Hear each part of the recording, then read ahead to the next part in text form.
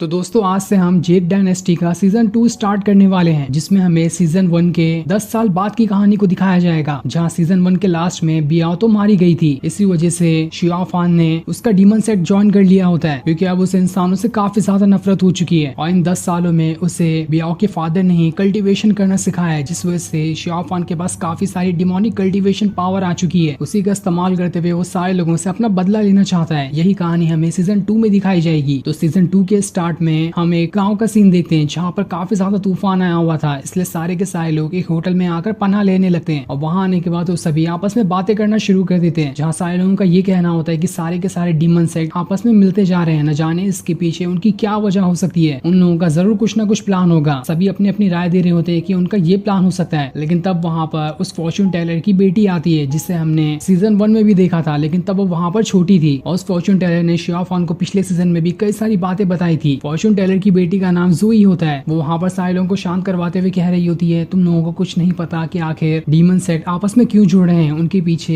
एक बहुत ही बड़ी और खास वजह है। ये सारी चीजें 10 साल पहले से शुरू हुई थी। तुम लोग नहीं जानते कि आखिर 10 साल पहले क्या हुआ था। अगर जानते होते तो तुम लोग आज ये सवाल नहीं कर रहे होते। तब वो जो फॉर्च्यून टेलर होता है उन सभी को कहानियां बताना शुरू कर देता है कि आखिर 10 साल पहले ऐसा क्या हुआ था, जिस वजह से ह्यूमन और डीमन के बीच में इतनी बड़ी फाइट छिड़ चुकी है। जहाँ वो इस बात से शुरू करता है कि 10 साल पहले शियाओ फान नाम का एक कमजोर डिसाइपल था, जिसे डीमन सेट की एक लड़की से प्यार हो गया था। और वो दोनों काफी ज्यादा एक साथ रहने लग गए थे। साथ ही शियाओ फान के पास एक डिमोनिक पल था, जिस वजह से उसकी पावर उसके बॉडी के अंदर जा चुकी थी। और इस वजह से शियाओ फान के पास कई सारी डिमोनिक कल्टीवेशन पावर आ गई थी। साथ ही उस पल की पावर उसके स्टिक में चली गई थी, जिस वजह से उसकी स्टिक इतनी ज्यादा पावरफुल थी कि उसके सामने कोई भी नहीं टिक पा रहा था। लेकिन शियाओ फान इस बात से अनजान था कि उसके पास डिमोनिक पावर है, इसलिए वो इंसानों के साथ रहता था। लेकिन कुछ टाइम बाद जब इंसानों को पता चला कि शियाओ फान डिमोनिक चीजों को कल्टीवेट करता है, तो उन सभी ने उसे अपना दुश्मन मानना शुरू कर दिया, जिस वजह से वो सभी इसके जान के दुश्मन पड़ गए। लेकिन तब उसे बचाने के लिए बियाओ आ गई, जो कि वही डीमन सेट की लड़की थी जिसे शियाओ फान पसंद करता था। और जब वो शियाओ फान को वहां पर बचाने की कोशिश कर रही थी, तो इस वजह से बीच में आने की वजह से उसकी वहां पर जान चली गई। इस चीज का सदमा शियाओ फान बर्दाश्त नहीं कर पाया। उसी के बाद से ह्यूमन और डीमन के बीच काफी जबरदस्त फाइट छिड़ चुकी है, जिस पर सारे लोग उस फॉर्च्यून टेलर से पूछ रहे होते हैं, तो अभी शियाओ फान कहाँ पर चला गया। 10 साल से तो किसी ने उसका नाम और निशान नहीं सुना है। तब पूरे के पूरे होटल के अंदर अजीब सा ऑरा फैलने लगता है, क्योंकि वहां पर तूफान सा आ रहा था। और ये तूफान किसी और चीज की वजह से नहीं, बल्कि शियाओ फान की वजह से ही आया होता है, क्योंकि वो उस होटल के अंदर आकर एक टेबल पे बैठ चुका था, जिसके आने से ही यहाँ पर इतना बड़ा तूफान आ गया था। क्योंकि अब शियाओ फान पिछले सीजन वाला कमजोर शियाओ फान नहीं है, उसके पास बहुत ही ज्यादा पावर आ चुकी है। अगले सीन में हम डीमन और ह्यूमन के बीच हो रही एक फाइट को देखते हैं, जहाँ पर दोनों तरफ से सभी लोग अपनी पावर का इस्तेमाल करते हुए एक दूसरे के ऊपर अटैक किए जा रहे होते हैं। और यहाँ पर ज्यादातर डीमन सेट के लोग आए हुए थे, जो सभी यहाँ पर इंसानों को खत्म किए जा रहे होते हैं। और ये सारे लोग वही होते हैं जिसे हमने पिछले सीजन में भी देखा था, जिनके साथ शियाओ फान की काफी बार फाइट हुई थी। वो लोग यहाँ पर अपनी पावर का इस्तेमाल करते हुए सारे के सारे इंसानों के ऊपर अटैक किए जा रहे होते हैं, जिस वजह से इंसानों को उनका मुकाबला करने में परेशानी हो रही थी। लेकिन तब भी इंसानों ने अपनी पावर का इस्तेमाल करते हुए वहां पर उन डीमंस का मुकाबला किया था, जिस वजह से इन दोनों की फाइट बहुत ही ज्यादा जबरदस्त चल रही होती है। दोनों तरफ से काफी ज्यादा फाइट चलते जा रही थी। ऐसा तो समझ नहीं आ रहा था कि कौन यहाँ पर जीतने वाला है और कौन यहाँ पर हारने वाला है। और ऐसी ही लड़ाई पिछले 10 सालों में कई बार हुई है। आए दिन ह्यूमन और डीमन लड़ते ही रहते हैं। इन दोनों के बीच कभी भी दोस्ती नहीं हो सकती। इसी वजह से आज भी ये दोनों यहाँ पर लड़ ही रहे होते हैं, ताकि एक दूसरे को खत्म कर सके। जिसके बाद डीमन सेट का जो एल्डर होता है, जिसका नाम तियान था, उसने वहां पर अपनी डीमन आई को समन कर लिया था, ताकि उसका इस्तेमाल करते हुए कई सारे इंसानों का यहाँ पर खात्मा कर सके। लेकिन जैसे ही वो अपनी डीमन आई का इस्तेमाल करके इंसानों के ऊपर अटैक करता, इससे पहले ही वहां पर शियाओ फान आ जाता है, जो वहां पर अपने डिमोनिक ऑरा का इस्तेमाल करते हुए एक बहुत ही ज्यादा बड़ा डीमन हैंड लेकर आ जाता है, जिसके अंदर उसने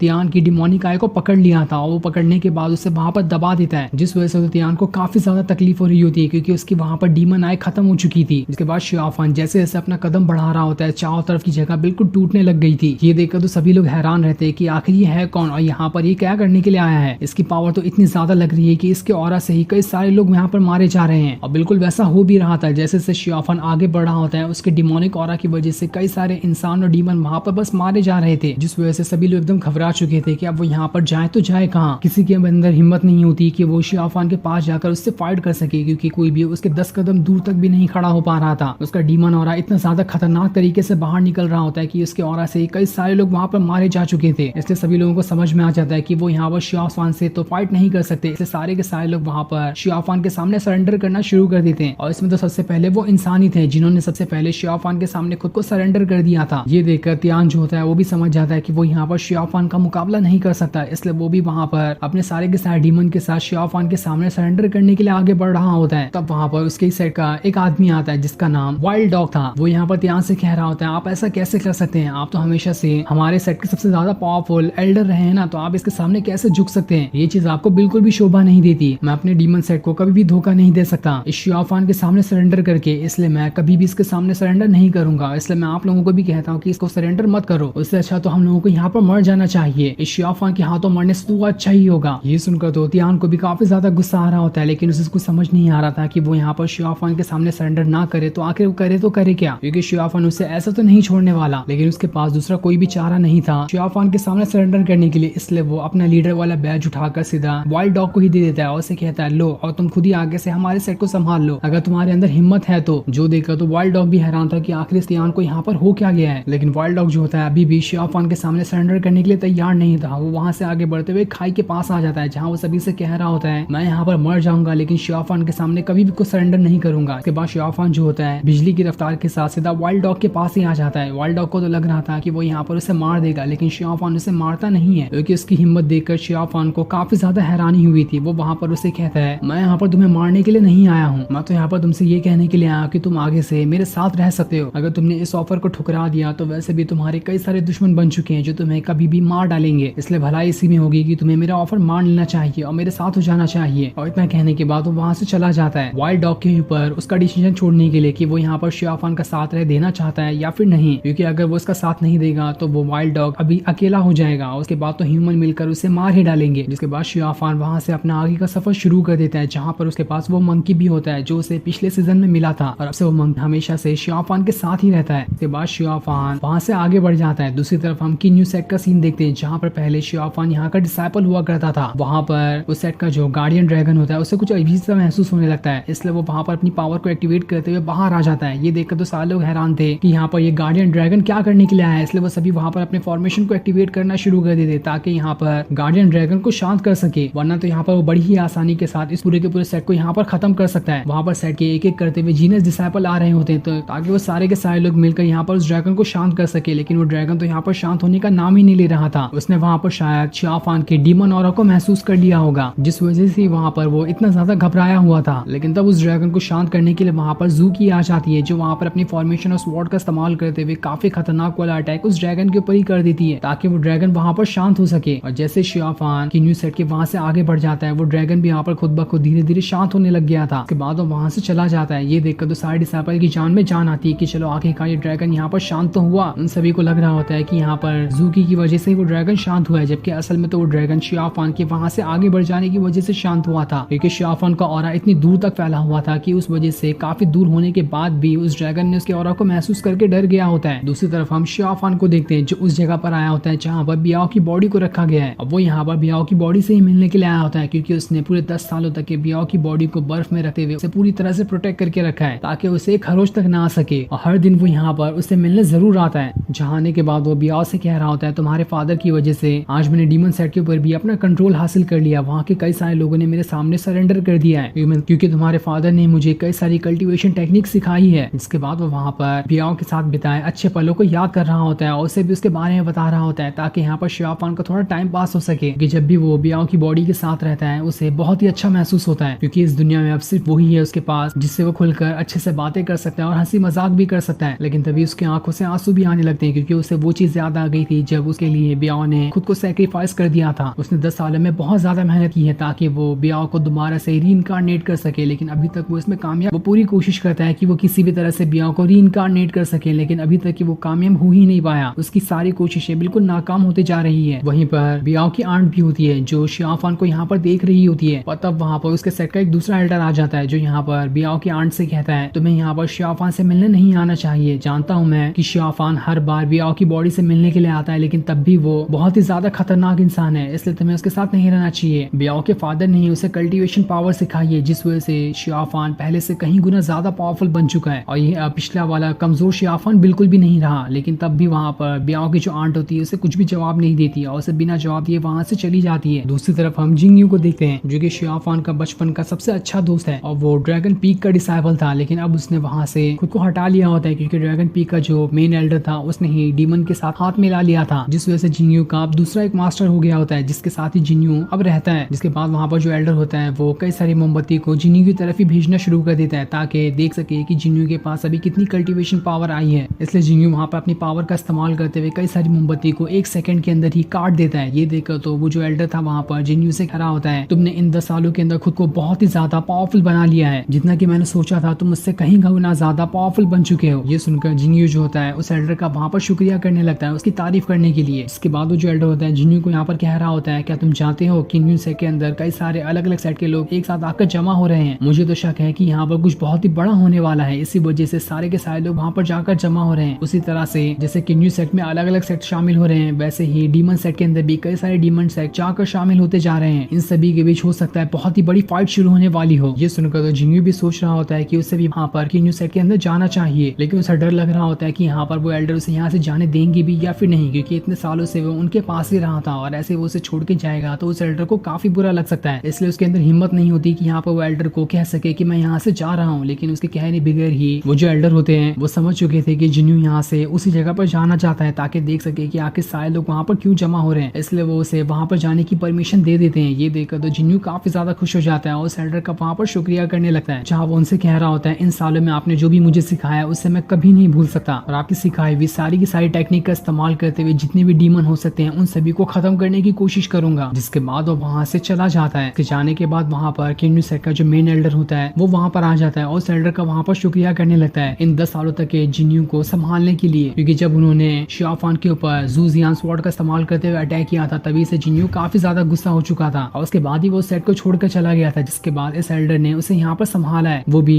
मेन एल्डर की कहने की वजह। इसलिए वो यहाँ पर आकर उस एल्डर का शुक्रिया कर रहा होता है जिन्यू को 10 सालों तक के संभालने के लिए और उसे अच्छी ट्रेनिंग देने के लिए। दूसरी तरफ हम बियाओ के फादर को देखते हैं जिनका नाम वांग था। वहाँ पर शियाफान आ जाता है। इसे देखकर वांग उसे कह रहे होते हैं, तुम जहाँ पर भी जाते हो वहाँ पर सारे के सारे लोगों को मार कर आते हो, लेकिन आज तुमने किसी एक इंसान को छोड़ दिया है, इसका नाम वाइल्ड डॉग है। जो सुनकर तो वांग जो होता है शियाफान से कह रहा होता है, ऐसा लग रहा है कि तुम्हारे अंदर जो डिमोनिक पावर थी वो धीरे धीरे कम होते जा रही है, तभी तुमने एक इंसान को वहाँ पर छोड़ दिया। लेकिन खैर कोई बात नहीं, मुझे अभी यहाँ पर तुमसे कुछ और जरूरी खास बात करनी है। क्या तुम जानते हो कि सारे ह्यूमन और डीमन सेट आपस में मिल चुके हैं और दोनों तरफ से एक दूसरे के काफी ज्यादा दुश्मन बन चुके हैं। जिसके बाद वो सारे के सारे लोग किसी वेस्टर्न स्वाम्प के अंदर जाकर मिलने वाले हैं। मैंने तो यहाँ तक ये भी सुना है कि वहाँ पर किसी तरह का बहुत ही खास तरह का ट्रेजर आने वाला है, उसे ही लेने वहाँ पर ह्यूमन और डीमन दोनों जाएंगे, जिनके बीच बहुत ही जबरदस्त फाइट होगी। जो भी इस फाइट को जीतेगा उसे ही वहाँ पर वो ट्रेजर मिलने वाला है। ऐसा कहा जाता है कि जिसके पास भी वो ट्रेजर आ जाए उसकी पावर का अंदाजा भी नहीं लगाया जा सकता। इसलिए मैं उम्मीद कर रहा हूँ कि तुम भी वहाँ पर जाओगे और वहाँ जाने के बाद उस ट्रेजर को हासिल करने की कोशिश करोगे ताकि हमारा जो डीमन सेट है वो पहले से भी ज्यादा पावरफुल बन सके। जिसके बाद तो किसी भी इंसानों के अंदर हिम्मत नहीं होगी कि वो हमारे सेट के ऊपर आंख उठाकर भी देख सके। तो बताओ मुझे कि आखिर तुम्हारा क्या ख्याल है, क्या तुम भी वहाँ पर जाना चाहते हो? जिस पर शियाफान जो होता है वो कह रहा होता है, हमारे डीमन सेट के साथ भी 4 अलग अलग सेट आपस में मिले हुए हैं, जिनमें से सबसे ज्यादा पावरफुल हमारा सेट और वांडू सेट है, लेकिन हम दोनों से भी ज्यादा पावरफुल चान शेंग सेट है, जिनके पास हम दोनों सेट से थोड़ी सी ज्यादा पावर है। लेकिन सारे के सारे डीमन सेट वाले भी बस यही चाहते हैं कि हमारा कब्जा दूसरे के सेट के ऊपर हो जाए, जिस वजह से उनकी पावर और ज्यादा बढ़ जाएगी। इसलिए हमें किसी के ऊपर भी उतना ज्यादा भरोसा नहीं करना है, क्योंकि हम नहीं जानते कि कब कौन हमारे दोस्तों में से हमारा दुश्मन निकल कर आ जाए। इसलिए हमें जो भी कदम उठाना होगा वो काफी ज्यादा सोच समझ के उठाना पड़ेगा। इसलिए हम ऐसे भी किसी के ऊपर उंगली नहीं उठा सकते। अगर हमने किसी गलत इंसान के ऊपर उंगली उठा दी तो हो सकता है वो हमारा दोस्त होने के बाद हमारा दुश्मन बन जाए। इसलिए हमें जैसा खेल चलते हुए आ रहा है वैसे ही चलना है, किसी को भी शक होने नहीं देना है कि हमें दूसरे के ऊपर शक हो सकता है। जैसा हम खेल पहले से खेलते हुए आ रहे थे वैसे ही हम खेलेंगे। बस एक बार हमारे पास वो ट्रेजर आ जाए उसके बाद तो सारे लोगों को हमारे सामने झुकना ही पड़ेगा। और मैं आपसे वादा करता हूँ कि मैं पूरी की पूरी कोशिश करूंगा उस ट्रेजर को हासिल करने के लिए। ये सुनकर तो वांग जो होता है शियाफान से कह रहा होता है, तुम बिल्कुल वैसा ही सोचते हो जैसा कि मैं सोचता हूँ। तुमने तो मुझे यहाँ पर बिल्कुल ही इम्प्रेस करके रख दिया। जिस पर शियाफान कहता है, आखिर मैं ऐसा कैसे ना सोचूं, पिछले 10 सालों में तो आपने मुझे अपनी सारी की सारी चीजें सिखा दी है और इतनी सारी आपकी चीजें सीखने के बाद मैं आपकी तरह सोच भी ना सका, तो मेरा इतनी सारी चीजों को सीखने का आखिर फायदा क्या हुआ। जिस पर वांग जो होता है शियाफान से कह रहा होता है, मैंने जो तुम्हें सिखाया है उसे सीखना इतना ज्यादा आसान भी नहीं था जिससे तुमने बस 10 सालों के अंदर ही सीख लिया। ये बिल्कुल रेयर है, ऐसा कोई भी नहीं कर सकता कि इतनी सारी चीजों को वो 10 साल के अंदर ही सीख जाए, पर तुमने ये काम करके दिखा दिया। इसलिए अब तुम जाकर उस ट्रेजर को लेने की कोशिश कर सकते हो। मुझे तुम्हारे पर पूरा भरोसा है कि तुम पूरी कोशिश करोगे ताकि उस ट्रेजर को हासिल कर सको। ये सुनकर शियाफान जो होता है वहाँ से उस ट्रेजर को लाने के लिए वहाँ से जा रहा होता है, लेकिन जैसे वो थोड़ी दूर आता है वांग जो होता है उसे रोक कर कहता है, रुक जाओ, मुझे तुमसे एक और बात कहनी है। तुम भले से ही हमारा साथ देते हो, लेकिन तुम इस बात को भूल मत जाना कि तुम पहले ह्यूमन का साथ देते थे और डीमन को दुश्मन मानते थे। सकते। तो मैं ये नहीं चाहता कि तुम्हारे पुराने वाले ख्याल दोबारा से वापस सामने निकल कर आ जाए। उसके बाद वो उसे एक लेटर भी दे देते हैं जिसमें ये लिखा होता है कि डीमन सेट के जितने भी लोग होंगे वो सभी शियाफान का ही ऑर्डर मानते हुए उसके साथ उस ट्रेजर को लाने के लिए जाएंगे। सभी लोगों का शियाफान वहाँ पर लीडर होने वाला है ताकि वो सारे के सारे लोग मिलकर उस ट्रेजर को वहाँ पर हासिल कर सके। तो शियाफान जो होता है वांग से कह रहा होता है आपको टेंशन लेने की जरूरत नहीं है, जैसा आप चाहते हैं वैसा ही होगा। और इतना कहने के बाद वो वहाँ से चला जाता है। दूसरी तरफ हम की न्यू सेट का सीन देखते हैं जहाँ पर सारे के सारे डिसाइपल को एल्डर ने बुलाया होता है क्योंकि यहाँ पर सभी मिलकर उसी ट्रेजर को लाने के लिए जा रहे हैं। जिसके बाद वहाँ पर सेट का मेन एल्डर और बाकी सारे लोग भी आकर जमा हो जाते हैं और तब वहाँ पर वो मैसेंजर आता है जो कि सेट के एल्डर को आगे क्या करना है इसके बारे में बताता है। वहाँ पर मैसेंजर आने के बाद सभी को बता रहा होता है कि कुछ दिनों बाद वेस्टर्न स्वैम्प के अंदर एक बहुत ही खास ट्रेजर आने वाला है जिससे हमें लेना ही पड़ेगा क्योंकि वो ट्रेजर हम कैसे भी करके डीमंस के हाथों नहीं लगने दे सकते, क्योंकि अगर एक बार वो ट्रेजर डीमन के हाथों लग गया तो उसके बाद इंसानों की इतनी बुरी तरह से बर्बादी होगी जिसका तो हम अंदाजा भी नहीं लगा सकते। इसलिए हमें पूरी तरह से अपनी तैयारी शुरू कर देनी है ताकि हम जहाँ जाकर उस ट्रेजर को हासिल कर सके। इसी चीज में हमारी मदद तियानजिन टेम्पल के लोग और फैंगशियान बेला के भी लोग करने वाले हैं। वो लोग भी अपने अपने डिसाइपल को हमारी मदद करने के लिए वहां पर भेजेंगे ताकि सारे के सारे ह्यूमंस मिलकर उस ट्रेजर को हासिल करने की कोशिश कर सके। जिसके बाद अगर हमारे पास वो ट्रेजर आ जाता है तो वो डीमंस हमारे सामने झुकर रहेंगे, वो हमारे सामने खड़े हो ही नहीं सकते क्योंकि हमारे पास उस ट्रेजर की वजह से काफी ज्यादा पावर आ जाएगी जिस पर सारे के सारे जो डिसाइपल होते हैं उनके अंदर भी जोश चढ़ने लगता है। वो सभी यहाँ पर तैयार हो जाते हैं कि हम यहाँ पर उस ट्रेजर को हासिल करने की कोशिश करेंगे ताकि हम दुश्मनों को दिखा सके कि हम भी किसी से कम नहीं है। उसके बाद अब देखते ही देखते अलग अलग सेट के सारे